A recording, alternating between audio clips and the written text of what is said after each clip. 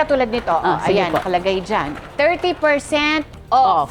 Ayan. Kunyari po, ito po ay voucher. Kasi 50% off, Iba ba yung voucher at saka Ay, iba pa yung po sa gift yun. certificate? Okay. Opo, kasi ang voucher is dahil lang, posibleng may inuubos lang silang produkto na kailangan ng voucher, so i-apply nyo siya doon. Pero not on the top po pa po Para siya mga na- special promo. Yes, Okay. promotion po siya. Okay. Pwede bang halimbawa, eto yung voucher ko, tapos at the same time, ang ibabayad ko ay yung gift certificate. Pwede Yes, ba yun? tamang-tama po yan. Yung voucher nyo kasi, doon siya sa transaction.